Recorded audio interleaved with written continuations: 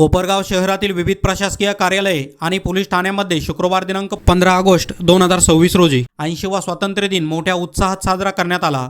यावेळी विविध ठिकाणी राष्ट्रध्वज फडकावून ध्वजाला मानवंदना देण्यात आली। कोपरगाव शहर पोलीस ठाण्याचे पोलीस निरीक्षक उद्धव डमाळे व कोपरगाव तालुका पोलीस ठाण्याचे पोलीस निरीक्षक संभाजी गायकवाड यांच्या हस्ते स्वातंत्र्य दिनाचा कार्यक्रम पार पडला। यावेळी दोन्ही पोलीस ठाण्यातील पोलीस अधिकारी व कर्मचारी मोठ्या संख्येने उपस्थित होते। तसेच कोपरगाव तहसील कार्यालयातही स्वातंत्र्य दिन उत्साहात साजरा करण्यात आला। यावेळी आमदार आशुतोष काळे, संजीवनी उद्योग समूहाचे अध्यक्ष बिपिनदादा कोल्हे, नगराध्यक्ष पराग संदान, तहसीलदार महेश सावंत, कोपरगाव नगरपालिकेचे मुख्याधिकारी अजित निकत, तसेच कोपरगाव शहर व तालुका पोलीस ठाण्याचे पोलीस निरीक्षक, नगरसेवक, पंचायत समितीचे अधिकारी कर्मचारी आणि विविध प्रशासकीय विभागांचे अधिकारी कर्मचारी या सर्वांसह नागरिकही मोठ्या संख्येने उपस्थित होते। देशाच्या स्वातंत्र्याचा गौरव आणि राष्ट्रभक्तीची भावना जपत प्रशासकीय यंत्रणेतील अधिकारी कर्मचाऱ्यांनी स्वातंत्र्य दिन उत्साहात साजरा केला।